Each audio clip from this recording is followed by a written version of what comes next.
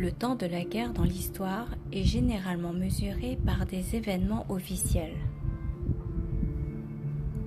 La Première Guerre mondiale débute pour beaucoup d'historiens à partir de l'événement de l'assassinat de François Ferdinand, daté le 20 juin 1914, et s'achève avec l'événement de la signature de l'armistice du gouvernement allemand le 11 novembre 1918. Le temps du conflit correspond donc à un temps de crise qui sépare deux événements politiques, l'un ouvrant des protocoles d'hostilité, l'autre des protocoles de paix. Comment la protection de l'enfance dite universelle mesure-t-elle le temps de la guerre selon ces mêmes règles ? Même si la guerre semble correspondre à une période officielle, la protection de l'enfance perçoit deux temps de la guerre pour les populations d'enfants victimes.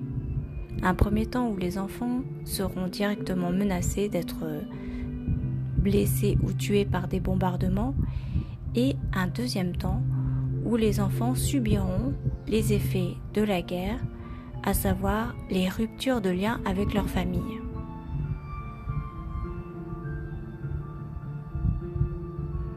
La catégorie des enfants victimes de la guerre comprend ainsi des populations composées d'enfants disparus, blessés, décédés et des populations orphelines, des enfants perdus, des enfants vagabonds, des enfants travailleurs, etc.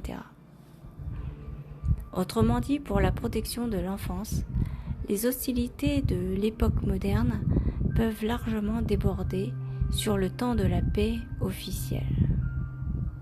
Nous nous en rendons mieux compte en nous référant à la période de transition dans l'histoire européenne allant de 1913, la fin de la guerre des Balkans, à 1919, la signature du traité de Versailles. La Première Guerre mondiale a causé des effets secondaires sur la population des enfants que les organisations de la protection de l'enfance ont commencé à sérieusement étudier à partir de 1918. Les soins aux nombreuses victimes civiles de la guerre moderne dans les Balkans ont permis de mettre à jour des données scientifiques. L'Union internationale de secours aux enfants permet de coordonner certaines actions de secours pour venir en aide aux nombreux enfants victimes du temps des guerres balkanes. La structuration de cette organisation s'est déroulée parallèlement au temps de guerre moderne européenne 1913-1921. La fondatrice de l'Union, Eglantine Jebb, a visité personnellement les camps de réfugiés en 1913 dans un esprit humanitaire. Je cite, « En 1913, Eglantine Jebb doit se rendre dans les Balkans au nom du Macedonian Relief Fund, société de bienfaisance constituée afin de soulager la misère de la population. Entre les Serbes victorieux et les Albanais musulmans alliés des Turcs et vaincus, elle ne veut pas choisir.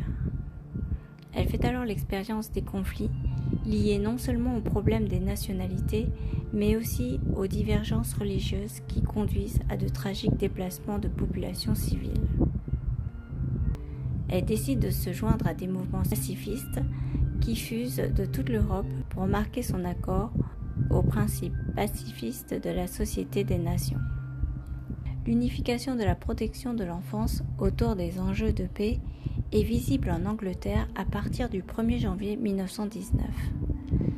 Le comité de secours en faveur des victimes de la famine, présidé par Eglantine Jebb, dénonce publiquement les horreurs que cause le blocus anglais sur les populations civiles d'Europe centrale. Je cite, « En 1918, l'armistice ne marque en aucun cas la fin du cauchemar pour les enfants d'Europe centrale, confrontés à la famine et à la maladie. Bouleversés par tant de souffrances, Eglantine Jebb et sa sœur, aidés par leurs amis, tous issus de la meilleure société britannique, associés par leur mandat ou leur famille aux affaires du royaume, lancent un comité de lutte contre la famine. Il est à noter que lors du premier rassemblement organisé le 1er janvier 1919 à Central Hall, dans le quartier de Westminster, afin d'attirer l'attention des parlementaires. Non seulement les discours développent le thème de l'ignoble blocus qui maintient les populations d'Europe centrale dans cette horrible famine, mais défendent également les thèses du président Wilson et la déclaration d'une future société des nations garante d'un droit international. Fin de citation. Le blocus est une stratégie guerrière qui évoque l'ère de la modernité. Nous savons que la date de la fin de la Première Guerre mondiale a été officiellement marquée dans l'histoire par l'armistice du 11 novembre 1918. Néanmoins, la guerre moderne se prolonge 6 mois au-delà de cette date, car le blocus anglais n'est levé qu'à compter de la date de la capitulation allemande, le 28 juin 1919. Entre-temps, un grand nombre d'enfants qui étaient présents en Angleterre et sur les territoires occupés de l'Empire ont été victimes du manque d'approvisionnement en nourriture et en soins sanitaires.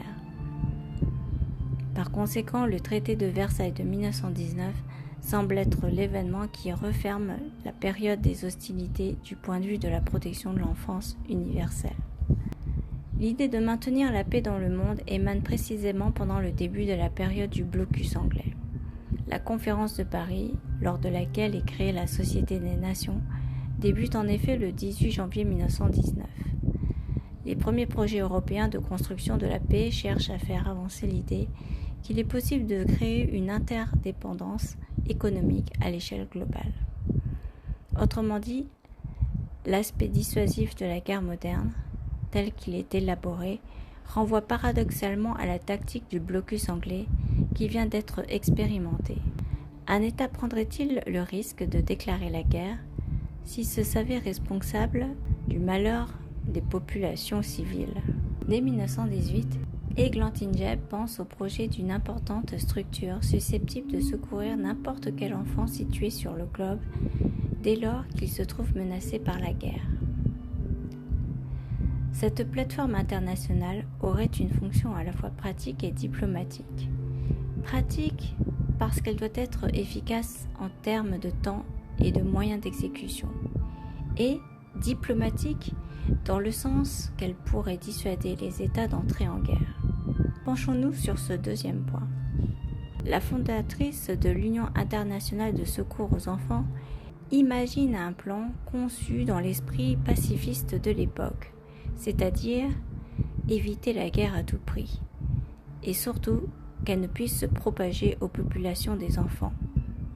Il faudrait distiller dans toutes les nations l'idée d'une contrepartie désagréable au déclenchement d'une guerre. Le fait que la protection de l'enfance ait pu migrer en Suisse permet d'avancer l'hypothèse selon laquelle Eglantine Jebb aurait voulu dès 1919 trouver auprès de la Société des Nations un appui dans l'application de son plan. Si la paix des enfants devait servir de contrepoids au risque de guerre, encore fallait-il que ce plan puisse être applicable dans les faits, et pour cela, il fallait qu'une autorité supranationale puisse venir la valider. En effet, si chaque pays se voyait contraint par un accord officiel de devoir prendre en charge économiquement et civiquement les enfants victimes et orphelins de guerre, répartis non seulement sur son territoire mais aussi sur celui de ceux avec qui il se trouverait lié par des relations diplomatiques, est-ce que ces pays ne feraient pas en sorte d'éviter à tout prix que n'éclate la guerre? En d'autres termes, le rattachement du sort des États à celui des populations d'enfants est une stratégie qui a toutes les raisons de rapprocher, dès 1919, Eglantine Jebb du Comité international de la Croix-Rouge et de la Société des Nations. Je cite: « La composition du comité d'honneur de l'Union met en évidence tous les liens qui existent et qui vont se renforçant entre le Comité international de la Croix-Rouge, le CICR, et plus tard la SDN, c'est-à-dire la Société des Nations, où siègent Gustave Adolphe, Hjalmar Branting, Lord Robert Cecil et Giuseppe Motta. Parmi ces derniers, Mota et Ador ont non seulement présidé la Confédération helvétique, mais ont également présidé le CICR. Mota fut celui qui négocia l'installation de la SDN à Genève, tout en assurant, par la Déclaration de Londres, d'une part la comptabilité de la neutralité suisse et l'inviolabilité du territoire, et surtout, d'autre part, la participation aux organisations internationales, comme l'avait stipulé l'article 435 du traité de Versailles. Il sera élu président d'honneur de la première assemblée de la SDN. Le travail de l'Union ne fut alors que commencé sous la surveillance des délégués de la Croix-Rouge et du CICR présents au sein même du comité. Fin de citation. Le Comité international de la Croix-Rouge et la Société des Nations soutiennent officiellement les plans de protection de l'enfance en cas de guerre de l'Union internationale du secours aux enfants depuis sa date de création, c'est-à-dire le 6 janvier 1919. Le siège de l'association est ainsi établi dans un pays neutre, la Suisse, qui tient un rôle d'arbitrage non seulement en temps de guerre avec le CICR, mais également en temps de paix avec la Société des Nations. 4 ans plus tard, le 23 mai 1923, l'Union internationale de secours aux enfants adopte une charte qui expose 5 principes universels censés matérialiser les droits de l'enfant, ou plus exactement, devrait-on dire, les droits de la protection de l'enfance en cas de guerre. La Déclaration des droits de l'enfant est adoptée sans surprise dès le 24 septembre 1924 par la Société des Nations. Cette déclaration marque le début d'une nouvelle ère de la paix qui se maintiendra jusqu'au déclenchement de la Seconde Guerre mondiale en 1939. Ce temps de guerre correspond en réalité aux premières phases d'application du concept de protection de l'enfance en cas de guerre. Je cite: « Depuis 20 ans, le problème de l'assistance internationale à l'enfance a beaucoup changé. Les souffrances des jeunes générations pendant et après la guerre 1914-1918 les ont rendues bien plus précieuses aux yeux de la collectivité. Chaque État a pris davantage conscience de ses responsabilités à cet égard. La législation s'est complétée, les institutions se sont multipliées et dans de nombreux pays, le mouvement national a pris une vigueur et une ampleur inespérées. Quels ont été dans ce progrès le rôle de l'Union et l'influence de la Déclaration de Genève promulguée par elle en 1923 ? Si une chose peut nous encourager aujourd'hui, c'est de constater à quel point dans tous les pays, belligérants ou non, on s'efforce par avance de prévenir les dangers de l'état de guerre pour les enfants. » Fin de citation. La Déclaration de Genève de 1923 représente finalement une percée remarquable dans la protection de l'enfance dans le champ du droit international. Les 5 principes de la Charte de l'Union internationale sont ingénieusement élaborés dans l'optique ambitieuse de dissuader tous les États d'entrer en guerre. Article 1. L'enfant doit être mis en mesure de se développer d'une façon normale, matériellement et spirituellement. Article 2. L'enfant qui a faim doit être nourri. L'enfant malade doit être soigné. L'enfant arriéré doit être encouragé. L'enfant dévoyé doit être ramené. L'enfant orphelin et l'enfant abandonné doivent être recueillis et secourus. Article 3. L'enfant doit être le premier à recevoir des secours en cas de détresse. Article 4. L'enfant doit être mis en mesure de gagner sa vie et doit être protégé contre toute exploitation. Article 5. L'enfant doit être élevé dans le sentiment que ses meilleures qualités devront être mises au service de ses frères. Ce texte de loi est élaboré par la fondatrice de l'Union et renvoie le lecteur à des notions de responsabilité, telles que la responsabilité politique, la responsabilité éthique et la responsabilité civique. Faisons une petite analyse pour bien comprendre les 3 idées directrices émises dans cette déclaration. Petit 1. L'enfant à secourir signifie qu'aucune frontière politique ne doit faire obstacle à l'action des secours en temps de guerre et en cas de guerre. Petit 2. Le verbe devoir indique que ce texte sert de base juridique à un système plus vaste, que nous verrons plus tard lorsque nous aborderons les conventions. Petit 3. Les étapes de la vie protégée de l'enfant font ici référence au droit à une éducation. Les principes universels de l'Union internationale de secours aux enfants sont finalement l'aboutissement du regroupement de plusieurs forces ayant pour enjeu le maintien de la paix, mais aussi la protection de la neutralité suisse.